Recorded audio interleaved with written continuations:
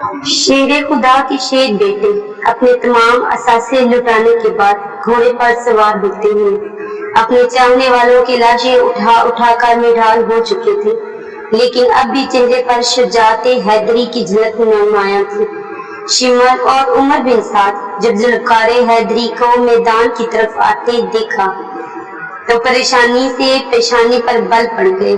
دنیا کا یہ واحد موقع تھا کہ جہاں ایک طرف 22,000 کی فوج تھی اور دوسری طرف صرف ایک شخص اپنی تلوار لیے گھوڑے پر کھڑا تھا، اور شاید ہی ایسی ڈرپوک فوج آپ نے دیکھی ہو کہ 22,000 میں ایک بھی ایسا مرد نہیں جو تنہا نواسہ رسول صلی اللہ علیہ وسلم اور شیر خدا کے شیر کا مقابلہ کرنے کی سوچ رہا ہو۔ ویسے بھی ان سب نے سن رکھا تھا کہ ان کے نبی کریم صلی اللہ علیہ وسلم نے فرمایا تھا، حسین مجھ سے ہے اور میں حسین سے ہوں، لیکن بدبختوں کی آنکھوں پر لالچ اور طمع نے پردہ ڈال رکھا تھا۔ ہر کوئی دربار یزید میں اونچا مقام اور انعام اکرام حاصل کرنا چاہتا تھا۔ اب سبھی ایک دوسرے کا منہ دیکھ رہے تھے کہ شاہ سوار کربلا کا مقابلہ کون کرے گا۔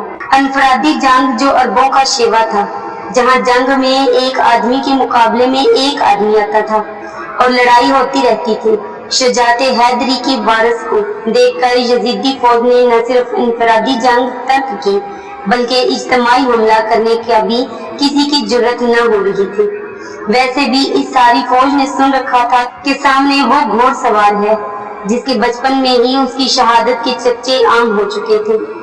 ایک دفعہ حضرت جبرائیل علیہ السلام حضور اقدس صلی اللہ علیہ وسلم کی بارگاہ میں حاضر تھے کہ وہاں حضرت امام حسین علیہ السلام بھی تشریف لے آئے اور حضور اکرم صلی اللہ علیہ وسلم کی مبارک گود میں بیٹھ گئے۔ جبریل امین نے عرض کیا، اے اللہ کے رسول، آپ کی امت آپ کے اس بیٹے کو شہید کر دے گی۔ حضرت جبرائیل امین نے مقام شہادت بھی بتایا اور مٹی بھی پیش کی، اور کربلا کے میدان میں اکیلا گھوڑ سوار 22,000 کے لشکر کی طرف بڑھ رہا ہے تو دوسری طرف لشکر کا امیر عمر سعد شمر سے مشورہ کرتا ہے کہ ہمیں حسین پر تیروں کی برسات کرنی چاہیے، کیونکہ اگر وہ ہماری صفوں تک پہنچ گئے تو ہمارے سینکڑوں سپاہی اپنی جان گنوا بیٹھیں گے۔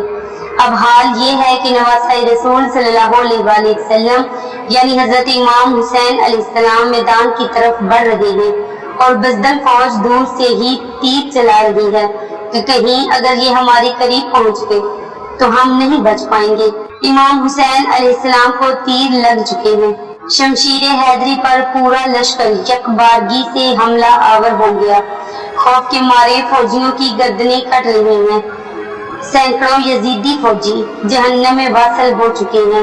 اچانک امام حسین علیہ السلام کو آذان کی آواز آئی اور آپ علیہ السلام نے اپنی تلوار روک دی اور نماز پڑھنے کی مہلت مانگی۔ یہی وہ وقت تھا کہ جب شمر کے جوش دلانے پر مالک کندی نے پیچھے سے ایک ایسا وار کیا کہ تلوار کلہ مبارک کو کاٹتی ہوئی کاسہ سر تک پہنچ گئی۔ خون کا فوارہ نکل پڑا۔ جیسے جیسے وقت گزرتا گیا امام حسین علیہ السلام کے جسم پر تلواروں، نیزوں اور تیروں کے زخم بڑھتے جا رہے تھے، لیکن پھر بھی کسی کی ہمت نہ تھی کہ شجاعت کے اس گوگراں کو شہید کر سکے۔ شمر ملعون کے کہنے پر سب نے تیروں کی برسات کر دی۔ خولی بن یزید نواسہ رسول صلی اللہ علیہ وسلم کا سر کاٹنے کے لیے آگے بڑھا، لیکن ہاتھ کانپ گئے۔ پھر شقی القلب بدبخت اور ذلیل سنان بن انس آگے بڑھا اور انعام و اکرام کے لالچ میں امام حسین علیہ السلام کا سر تن سے جدا کیا۔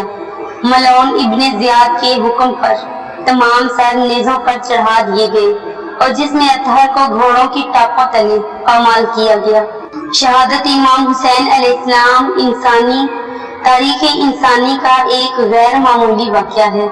پیغمبر اکرم صلی اللہ علیہ وسلم کے پیروکاروں نے نبی کریم صلی اللہ علیہ وسلم کے نواسے کو بے دردی سے شہید کر کے ان کا سر اقدس نیزے پر سجایا۔ یہی نہیں، خاندان رسول صلی اللہ علیہ وسلم کے شہزادوں اور اصحاب حسین کو بھی اپنے انتقام کا نشانہ بنا کر انہیں موت کے گھاٹ اتار دیا۔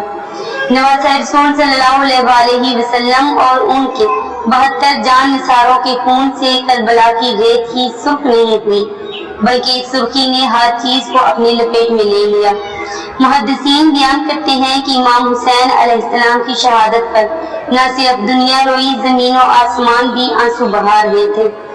محدثین بیان کرتے ہیں کہ نواسہ رسول صلی اللہ علیہ وآلہ وسلم کی شہادت کے وقت بیت المقدس میں جو پتھر اٹھایا گیا اس کے نیچے سے خون نکلا۔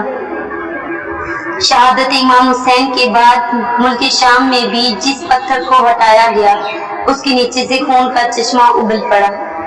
شہادت امام حسین علیہ السلام پر پہلے آسمان سرخ ہو گیا، پھر سیاہ ہو گیا کہ امام حسین علیہ السلام کی شہادت کے وقت آسمان پر سرخی چھا رہی تھی۔ امام حسین علیہ السلام کے زمانہ میں امام حسین علیہ السلام کی شہادت کے بعد سیدزادیوں کو قیدی بنا لیا گیا۔